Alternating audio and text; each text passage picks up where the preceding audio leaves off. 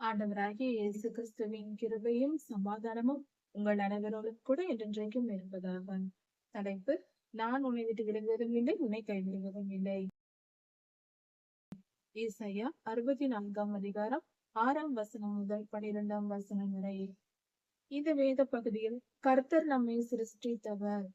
அவர் நம்மேல் கோபம் கொள்வார். நாம் பாவம் செய்யும் பொழுது அவர் நம்மை கோபம் கொள்வார் என்றும், நாம் நம்மை தாழ்த்த வேண்டும், நாம் தவறு செய்யக்கூடாது என்பதை குறித்தும் இது வேத பகுதியில் சொல்லப்பட்டிருக்கிறது. அதை குறித்து சற்று மனிதர்கள் இலைகளை போல இருக்கிறார்கள் என்று சொல்லப்பட்டிருக்கிறது. கர்த்தாவை ஏசாயா தீர்க்கதரிசி ஜெபிக்கிறார் கர்த்தரை நோக்கி, நாங்கள் இலைகளை போல இருக்கிறோம், உதிர்ந்து போகிறோம் என்று சொல்லுகிறார். அதாவது கர்த்தருடைய பிள்ளைகளாகிய நாம் மனித வாழ்க்கை வாழ்கிறோம். நம்முடைய வாழ்நாள் என்பது மிக குறுகிய காலம், கொஞ்ச காலம்தான். 70 அல்லது 80 வருடங்கள் தான் இந்த பூமியில். நாம் இருக்க போகும் நாட்கள் மிகவும் கொஞ்சம். அப்படி இருக்க, துளிர் தோன்றி ஒரு இலை முற்றி கொஞ்ச காலம் ஆனதும் ஒரு சில மாதங்கள் அல்லது ஒரு சில நாட்களிலே கூட அந்த புல் வாடி அந்த இலைகள் காய்ந்து மரத்திலிருந்து கீழே விழுந்து விடும். அது போல நம்முடைய வாழ்க்கை கொஞ்ச காலம் இருக்கக்கூடிய வாழ்க்கை. அதை புரிந்து நாம் நடந்து கொள்ள வேண்டும் என்று சொல்லப்பட்டிருக்கிறது. கர்த்தாவே, நாங்கள் அனைவரும் தீட்டானவர்கள் போல இருக்கிறோம், நாங்கள் சுத்தம் அல்லாதவர்கள் போல. அப்படி என்றால் இது நம்முடைய இருதயத்தில் சுத்தம் இல்லாமல் இருப்பது. இருதய சுத்தம் என்றால் என்ன? வேதம் சொல்லுகிறது, இருதயத்தில் சுத்தமுள்ளவர்கள் பாக்கியவான்கள், அவர்கள் தேவனை தரிசிப்பார்கள் என்று. மத்தேயு 5, 6, 7 அதிகாரங்களில் கர்த்தர் மலை உபதேசம் செய்யும் பொழுது நமது ஆண்டவராகிய இயேசு கிறிஸ்துவே தம்முடைய திருவாய் மலர்ந்து சொன்ன வார்த்தைகள் இவை. நம் இருதயம் சுத்தமாய் இருக்க வேண்டும் என்றால், நாம் அப்படி இருந்தால்தான் கர்த்தர் நமக்கு தரிசனமாவார். கர்த்தரை பார்க்க வேண்டும் என்று அநேக பேர் ஆசைப்படுவோம். ஆனால் நம் இருதயத்தில் பரிசுத்தமாய் இருக்கிறோமா என்றால் இருக்க மாட்டோம். அந்த பரிசுத்தத்தை விரும்ப கூட மாட்டோம். சரி, பரிசுத்தம் என்றால் என்ன? இருதயத்தின் பரிசுத்தம் என்றால் என்ன? கலாத்தியர் 5ஆம் அதிகாரத்தில் மாம்சத்தின் கிரியைகள் என்றும் ஆவியின் கனிகள் என்றும் சொல்லப்பட்டிருக்கிறது. ஆவியின் கனிகள் என்பது பரிசுத்த ஆவியானவர் நம் இருதயத்தில் இருக்கும் பொழுது, பரிசுத்த ஆவியானவர் நம்மை ஆளுகை செய்து வழி நடத்தும் போது, நாம் பரிசுத்தமாய் வாழும்போது நம் இருதயத்தில் 9 விதமான குணங்கள் இருக்கும். அவைகள் இருந்தால் நாம் பரிசுத்தமாய் இருக்கிறோம் என்று பொருள். மாம்சத்தின் கிரியைகள் என்று அதே கலாத்தியர் 5ஆம் அதிகாரத்தில் சொல்லப்பட்டிருக்கிறது. அதில் 17 காரியங்கள் கொடுக்கப்பட்டிருக்கிறது. அந்த 17ல் ஒன்று இருந்தால் கூட நாம் பரிசுத்தமாய் இல்லை என்பது பொருள். அதை நாம் தெரிந்து கொள்வோம். அந்த 17 காரியங்களையும் நாம் நம் இருதயத்திலிருந்து அகற்றி போட்டு அந்த 9 ஆவியின் கனிகளையும் பெற்றவர்களாய் இருக்க வேண்டும். பரிசுத்த ஆவியானவர் நமக்குள் வரும்போது அந்த 9 விதமான குணங்கள் இருக்கும். அந்த பரிசுத்த குணங்கள் என்ன என்ன? அன்பு, சந்தோஷம், சமாதானம், நீடிய பொறுமை, தயவு, நற்குணம், விசுவாசம், சாந்தம், இச்சையடக்கம். இந்த 9 காரியங்களையும் நாம் நம் இருதயத்தில் நிரம்பியவர்களாய் இருக்க வேண்டும். யோசித்து பார்ப்போம், இந்த 9 காரியங்களும் நமக்கு எவ்வளவு முக்கியமானவை. இப்படி அவைகள் நம் இருதயத்தில் இருந்தால் பரிசுத்தமாய் இருக்கிறோம் என்று பொருள். இது அன்பிருக்க வேண்டும், சந்தோஷமா இருக்க வேண்டும், சமாதானமா இருக்க வேண்டும். இப்படி நம் மனநிலையில் இருக்கிறோமா? நீடிய பொறுமையோடு நடந்து கொள்கிறோமா? பிறரிடத்தில் தயவு காட்டுகிறோமா? நற்குணசாலிகளாய் நாம் இருக்கிறோமா? கர்த்தரிடத்தில் விசுவாசத்தோடு நடந்து கொள்கிறோமா? எல்லா காரியத்திலும் விசுவாசத்தை பின்பற்றுகிறோமா? சாந்தமாய் இருக்கிறோமா? இச்சை அடக்கமா? எந்த இச்சைக்கும் நம் வாழ்க்கையில் இடம் இல்லாமல் பரிசுத்தமாய் இருக்கிறோமா என்று கவனித்து பார்ப்போம். இந்த 9 குணங்களும் இருந்தால் நாம் பரிசுத்தமாய் இருக்கிறோம் என்று பொருள். இது இல்லாமல் மற்ற 17 காரியங்கள் இருந்தால் சண்டைகள், பிரச்சனைகள், பிரிவினைகள், மார்க்க பேதங்கள், விக்கிரகாராதனை, விபச்சாரம், களியாட்டுகள், இப்படி பலவிதமான பகைகள், விரோதங்கள் போன்ற பலவிதமான 17 காரியங்கள் இருக்கிறது. கலாத்தியர் 5ஆம் அதிகாரத்தில் எடுத்து படித்து பார்ப்போம். அந்த குணங்களில் ஒன்று கூட இல்லாதபடிக்கு நம்மை நாம் காத்துக் கொள்வோம். அப்படி அவைகள் ஏதாவது இருந்தால் நம் இருதயம் பரிசுத்தமாய் இல்லை. அதாவது வேதத்தில் ஒரு உவமையாக சொல்லப்படும் ஞானார்த்தமான வார்த்தைகள் என்னவென்றால், ஒரு மனிதனுடைய ஆடை என்பது நீதியை சொல்லப்படுகிறது. நீதியை ஆடை என்று சொல்வார்கள். துணியாக, வஸ்திரமாக சொல்வதுண்டு. இங்கு வேதம் சொல்லுகிறது இந்த வசனத்தில், நாங்கள் தீட்டானவர்கள் போல இருக்கிறோம். எங்கள் நீதி அழுக்கும் கந்தையுமாய் இருக்கிறது. கிழிந்த துணியை, அழுக்கான துணியை ஒருவர் உடுத்தி இருந்தால் அவர் தோற்றம் எப்படி இருக்கும்? கிழிந்த துணி, அதிலும் மிகவும் அழுக்கு கந்தையாய் இருக்கிறது. மிகவும் பழைய துணி. அப்படி இருந்தால் அது எப்படி இருக்கும்? அது மிகவும் பார்க்க நன்றாக இருக்காது அல்லவா? அது போல நம்முடைய நீதி இருக்கிறதா? அப்படி என்றால் நாம் நீதிமானாய் இல்லை. நம்மிடத்தில் நாம் எவ்வளவுதான் நீதிமானாய் வாழ முயற்சித்தாலும் நம்மிடத்தில் குறைகள் இருக்கிறது. நம்முடைய நீதியெல்லாம் ஒரு அழுக்கான கதையான துணியை போல பெரியதாய் நாம் பரிசுத்தமாய் நீதியாய் வாழவில்லை என்பது பொருள். இது ஏசாயா தீர்க்கதரிசி சொல்லுகிறார். அப்படி என்றால் அவர் பாவி அக்கிரமம் செய்தார் என்று பொருள் இல்லை. அவர் தன்னை தாழ்த்தி அப்படியாக சொல்லுகிறார். எங்கள் நீதி, நாங்கள் நீதியாய் வாழ்கிறோம் சாமி, உம்மை நம்பி இருக்கிறோம். ஆனால் எங்கள் நீதி உம்முடைய பரிசுத்தத்திற்கு முன்பாக அது அழுக்கும் கந்தையுமாய் இருக்கிறது. கர்த்தருடைய வசனங்களை கை கொண்டு அவர் வார்த்தையை கேட்டு முழுமையாய் நடக்கிறவர்கள் தான் தீர்க்கதரிசிகள். அவர்கள் கர்த்தருடைய சமூகத்தில் நிற்பவர்கள், இருதயத்தில் சுத்தம் உள்ளவர்கள், பரிசுத்தமாய் கர்த்தரை தரிசிக்கிறவர்கள். ஏசாயா தீர்க்கதரிசி கர்த்தருடைய முதல் வருகையை தரிசனமாய் பார்த்திருக்கிறார். சிலுவை மரணத்தை கண்டிருக்கிறார். இத்தனை காரியங்களையும் அவர்தான் எழுதி வைத்திருக்கிறார். அவர் எவ்வளவு பரிசுத்தமானவர். ஆனால் அவரே சொல்லுகிறார், எங்கள் நீதி அழுக்கும் கந்தையுமாய் இருக்கிறது. உம்முடைய பரிசுத்தத்திற்கு முன்பாக நாங்கள் அழுக்கும் கந்தையுமான நீதியை பெற்றவர்களாய் இருக்கிறோம் என்று தங்களை தாழ்த்தி, அந்த தாழ்மைதான் அழகு. கர்த்தருக்கு முன்பாக நாம் நம்மை தாழ்த்துவதுதான் அழகு. அப்படிதான் இருக்க வேண்டும். அதைத்தான் எங்க ஆண்டவர் நமக்கு சொல்லிக் கொடுக்கிறார். ஏசாயா தீர்க்கதரிசியே அப்படி சொன்னார் என்றால் நாம் எப்படி இருக்க வேண்டும்? இன்னும் தாழ்மையா இருக்க வேண்டும். நாங்கள் அனைவரும் இலைகளைப் போல உதிருகிறோம் என்று சொல்கிறார். மரத்திலிருந்து இலை உதிருவது போல எங்கள் வாழ்நாள் முடிந்து போகிறது சுவாமி என்று சொல்லுகிறார். எங்கள் அக்கிரமங்கள் ஒரு காற்றை போல எங்களை அடித்து கொண்டு போகிறது. அக்கிரமத்தில் நாங்கள் அடித்து கொண்டு போகிறோம். நாங்கள் அக்கிரமமாய் வாழ்கிறோம். நியாயமாய் எதையும் ஒழுங்காக செய்யாமல், உமக்கு பிரியமான காரியங்களை செய்யாமல் அக்கிரமமாக வாழ்கிறோம். அப்படி என்றால் இவர் ஏசாயா தீர்க்கதரிசி தனிப்பட்ட ஒருவர் பரிசுத்தமா இருக்கிறார். ஆனால் தேசம் முழுவதும் எப்படி இருக்கிறது என்ற நிலையை தான் இங்கு சொல்லுகிறார். தேசம், இஸ்ரேல் தேசம் முழுக்கும் இஸ்ரவேலர்கள் பாபிலோனில் சிறைப்பட்டு இருக்கிறார்கள். அப்பொழுது சொல்லப்படும் செய்தி இது 2700 வருடங்களுக்கு முன்பாக சொல்லிய வார்த்தைகள். அவைகள் இன்றும் பொருந்தும். இது நம்முடைய நாட்களில் இன்றும் கூட நாம் அப்படித்தான் வாழ்ந்து கொண்டிருக்கிறோம். திருச்சபையானது உலகெங்கும் இருக்கிற கிறிஸ்தவர்கள் இப்படிதான் இருக்கிறோம். அதையும் மனப்பூர்வமாய் ஒப்புக்கொண்டு இந்த ஜெபத்தை செய்ய வேண்டும். நாங்கள் அழுக்கும் கந்தையுமாய் இருக்கிறோம். இலைகளைப் போல உதிர்ந்து போகிறோம்.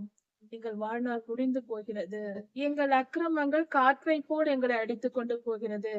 யோசித்து பார்ப்போம். நம்முடைய வயதில் இருந்து நம்முடைய இன்றைய வயதை நினைத்துக் கொள்வோம். இத்தனை காலங்கள் நாம் கடந்து வந்திருக்கிறோம். எவ்வளவு பாவம் செய்து, எவ்வளவு அடி வாங்கி, எவ்வளவு துன்பத்தை அனுபவித்து நாம் வாழ்ந்து சேர்ந்திருக்கிறோம். அப்படி என்றால் அக்கிரமங்கள் தான் நம் காற்றை போல நம்மை தள்ளி கொண்டு இந்த நாளில் வந்திருக்கிறது. அக்கிரமம் செய்து அதை நிமித்தம் வரும் பலனை அனுபவித்து, துன்பத்தை அனுபவித்து முடித்து இங்கு வந்து நிற்கணும். இந்த நாளில் கடந்த காலம் என்னத்திற்கு பயன்பட்டிருக்கிறது? அக்கிரமம் செய்வதற்கும் அதற்குரிய தண்டனையை அனுபவிப்பதற்கும் தான் கடந்த காலங்கள் நமக்கு வந்திருக்கிறது. பயன்படுத்தி இருக்கிறோம். நாம் யோசித்து பார்ப்போம். அதுதான் அக்கிரமங்கள் காற்றை போல எங்களை அடித்துக் கொண்டு போகிறது. உம்முடைய நாமத்தை நோக்கி கூப்பிடுகிறவனும் உம்மை பற்றி கொள்ளும்படி விழித்துக் கொள்ளுகிறவனும் ஒருவனும் இல்லை. தேசத்தின் நிலைமையை குறித்து ஐயா சொல்லுகிறார். உம்மை பற்றி கொள்ளுகிறவர்கள், உம்மை சேர்ந்து கொண்டு கர்த்தாவே எங்களை காப்பாற்றும் என்று உம் பாதத்தை பணிந்து கொண்டு உம்மை அண்டிக் கொண்டு இருப்பவர்கள் ஒருவரும் இல்லை. கர்த்தரை நோக்கி கூப்பிடுகிறவர் ஒருவரும் இல்லை. அப்படி என்றால் ஜெபிக்கிற மனிதன் இல்லை என்று சொல்லப்படுகிறது. எல்லா மனிதர்களும் தங்கள் தங்கள் விருப்பப்படி தங்கள் வாழ்க்கையை வாழ்ந்து கொண்டு தங்களுக்கு வரும் இன்பத் துன்பங்களை எல்லாம் சுமந்து கொண்டு வாழ்ந்து கொண்டிருக்கிறார்கள். கர்த்தாவே, உம்மை நோக்கி கூப்பிடுகிறவர்கள் ஒருவரும் இல்லை. உம்மை பற்றி கொள்ளும்படிக்கு விழித்துக் கொள்ளுகிறவன், விழிப்புணர்வு இல்லாமல், அவேர்னஸ் இல்லாமல் உம்மை பற்றி கொள்ள வேண்டும். இந்த உலக வாழ்க்கையின் துன்பங்களை விட்டு விலக வேண்டும். அக்கிரமம், துன்மார்க்கம், அநியாயம் செய்யக்கூடாது. கர்த்தருக்கு நேராய் கர்த்தரிடத்தில் வர வேண்டும் என்று உம்மை நோக்கி விழித்துக் கொள்ளுகிறவர்கள், விழிப்புணர்வு அடைந்தவர்கள், அவேர்னஸ் உள்ளவர்கள் யாரும் இல்லை என்று வேதம் சொல்லுகிறது. நாம் விழிப்புணர்வு அடைய வேண்டும் என்பது பொருள். பழைய வாழ்க்கையை, உலக வாழ்க்கையை விட்டு மற்றவர்களை பார்த்து வாழ்வதை விட்டுவிட்டு கர்த்தர் என்ன சொல்லுகிறார், நம் வாழ்க்கையை எப்படி வாழ வேண்டும், வேத வசனத்தை எப்படி கடைபிடிக்க வேண்டும் என்பதை குறித்து ஆராய்ந்து நாம் செய்யும்படி நாம் நடக்க வேண்டும். கர்த்தருடைய வசனங்களை கை கொண்டு நடக்க வேண்டும். கர்த்தரை நோக்கி தினமும் ஜெபிக்க வேண்டும். கர்த்தருடைய பாதத்தை பற்றி கொண்டு மற்றவர்களுக்காக நாம் ஜெபிக்க வேண்டும். இதைதான் இந்த வேதவசனம் சொல்லுகிறது. நாங்கள் இப்படி செய்து கொண்டிருப்பதினால் கர்த்தாவே, நீர் உம்முடைய முகத்தை எங்களுக்கு மறைத்தீர். நாங்கள் அக்கிரமத்தை பின்பற்றி போனதினால் உம்முடைய முகத்தை பார்க்க முடியாமல் போனோம். நாங்கள் மறைக்கப்பட்டு போனோம். உம்முடைய சமூகத்தை விட்டு விலகி போனோம். உம்மை பார்க்க முடியவில்லை சுவாமி. எங்கள் அக்கிரமத்தின் நிமித்தம் எங்களை கரைய பண்ணுகிறீர். கர்த்தர் நம்மேல் கோபம் கொண்டால் அவர் முகத்தை மறைத்து விடுவார். அவர் செய்வது அது ஒன்றுதான். நம்மை ஓங்கி அடிப்பதெல்லாம் அல்ல. அவர் மறைத்து விடுவார். திரும்பி பார்க்காமல் முகத்தை திருப்பி விட்டால் போதும். கர்த்தர் முகத்தை திருப்பி விட்டால் போதும். அவர் நம்மேல் கோபம் கொண்டால் போதும். அவர் ஆசீர்வாதம், அவர் கிருபை, இரக்கம் எல்லாம் போய்விடும். என்ன, அவர் பார்க்காமல் விலகினால் அவர் பார்வை நம்மேல் மழை போல பொழிந்து கொண்டிருக்கிறது. அவர் பார்வை கிருபையாக நம்மேல் மழை போல, பனி போல இறங்கி நம்மை மூடி மறைத்துக் கொள்கிறது. இப்படி அந்த பனி மூடி இருக்கும் பொழுது நாம் எப்படி மறைகிறோமோ அது போல கர்த்தருடைய அன்பு, கிருபை, இரக்கம் இதனால் நாம் மறைக்கப்படும் பொழுது பொல்லாதவன் நமக்கு துன்பத்தை கொடுக்க முடியாமல் நாம் பாதுகாக்கப்படுகிறோம். பொல்லாதவன் நம்மை தொட முடியாது. தீமை நமக்கு வராது, தீங்கு வராது.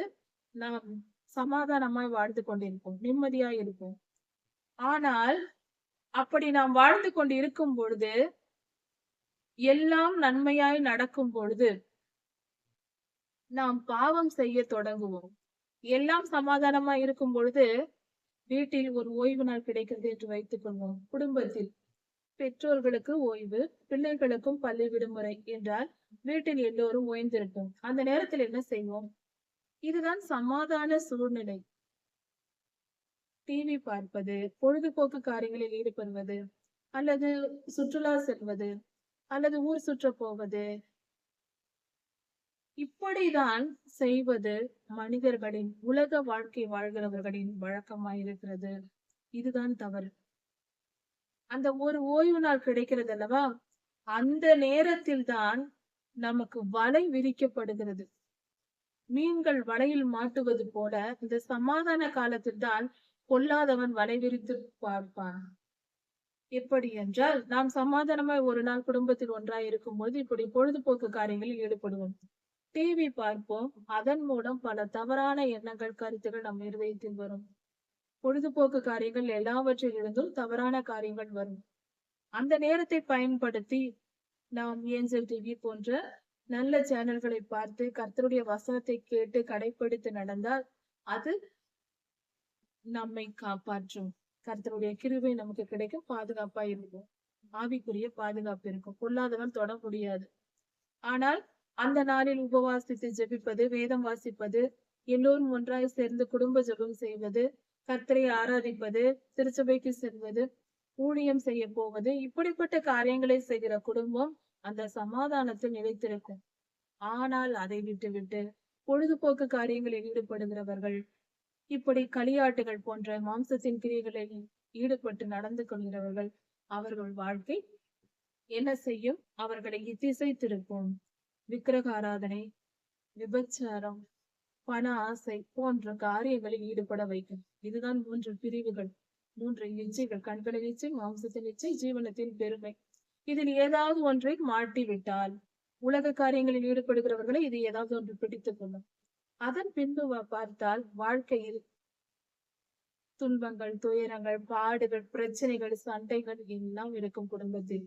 அது வளர வளர வளர இது தொடர்ந்து வளர்ந்து கொண்டே போனால் அதன் முடிவு பயங்கரமா இருக்கும். மிகப்பெரிய சமாதான கெடுதல் உண்டாகும். கர்த்தர் மறைத்து நம்மை வைத்திருக்கிற வாழ்க்கை என்பது நாம் பொழுதுபோக்கு காரியங்களில் ஈடுபடாமலும் ஓய்வு நாளை பரிசுத்தமாய் ஆசரிக்கிறோம் அல்லவா? அப்படி வாழும்போது நமக்கு அந்த பணி நம்மை மூடி இருப்பது போல கர்த்தருடைய கிருபை நம்மை மூடி இருக்கும், பத்திரமாய் இருப்போம்.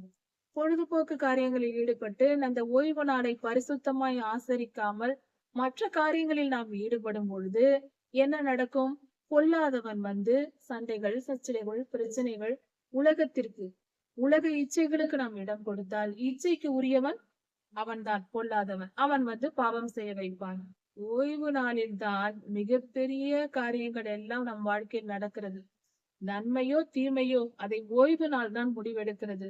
ஒரு குடும்பம் என்று எடுத்துக்கொண்டால் அந்த ஓய்வு நாளை அவர்கள் எப்படி செலவு செய்கிறார்களோ அதை பொறுத்துதான் அவர்களுடைய எதிர்காலம் இருக்கிறது.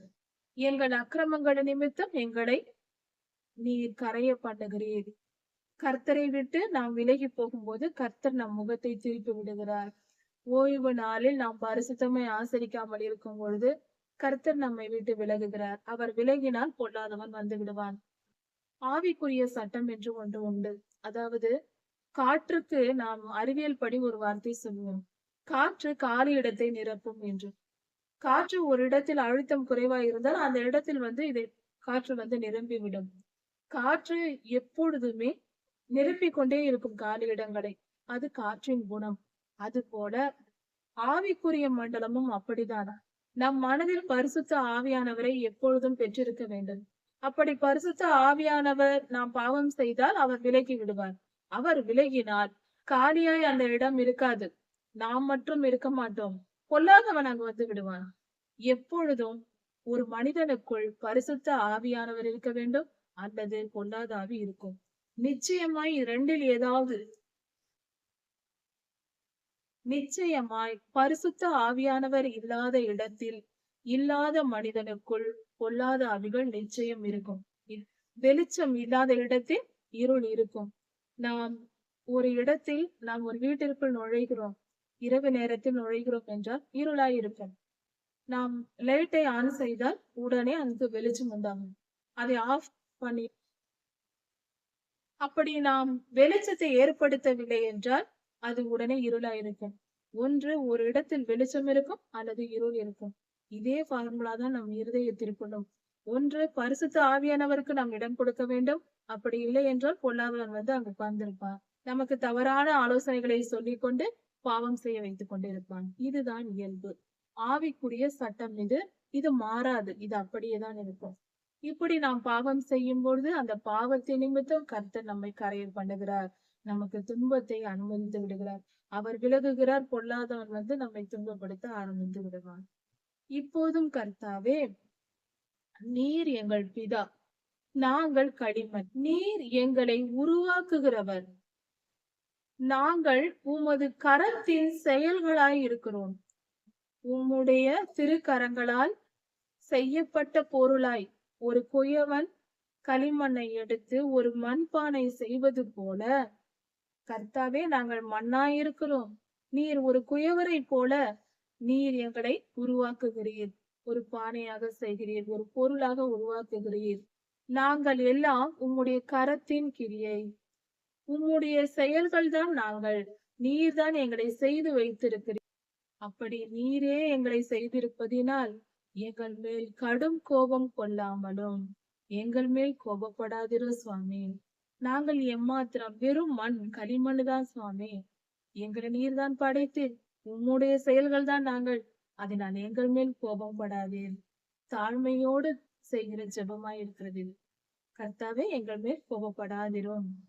கோபப்படாமலும் என்றைக்கும் அக்கிரமத்தை நினையாமலும் இரும்.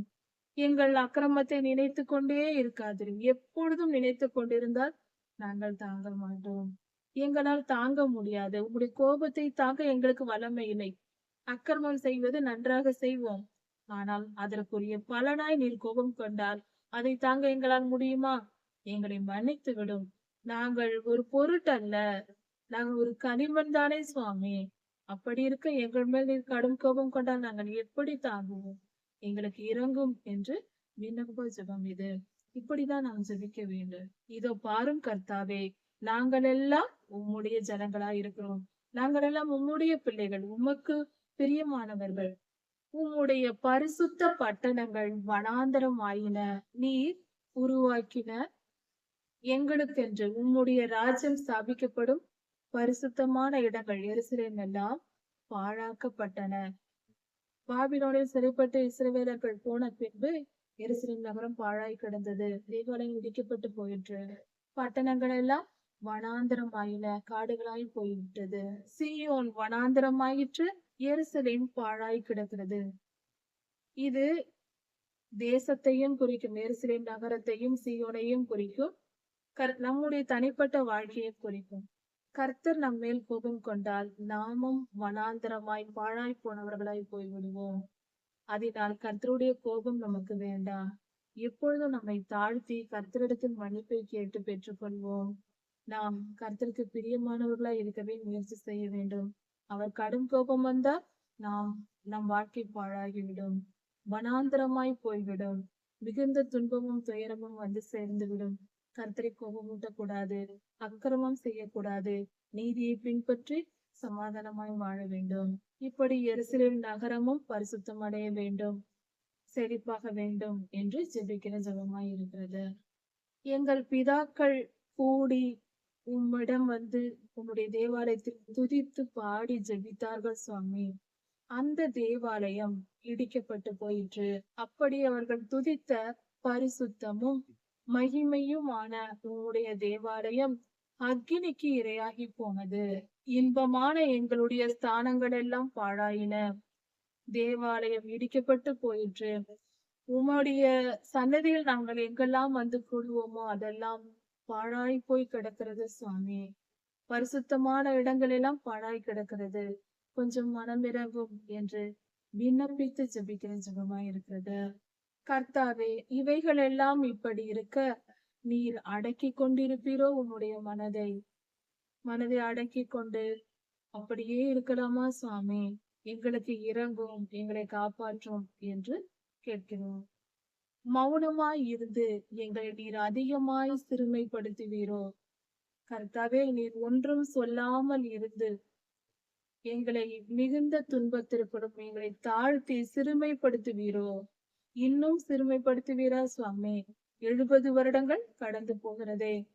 70 வருடம் பாபிலோனில் இஸ்ரவேலர்கள் சிறைப்பட்டு போனார்கள். அப்பொழுது எழும்பி ஏசாயா தீர்க்கதரிசி இந்த ஜெபத்தை செய்கிறார். இந்த ஜெபத்தை கேட்டுதான் கர்த்தர் அவர்களை மீட்டு கொண்டு மீண்டுமாய் விடுதலையாக்கி இஸ்ரவேலரை எருசலேமுக்கு கொண்டு வருகிறார். ஏசாயா தீர்க்கதரிசி இஸ்ரவேல் ஜனங்கள் எல்லோருக்காகவும் இஸ்ரேல் தேசத்திற்காகவும் செய்த ஜெபமாய் இருக்கிறது.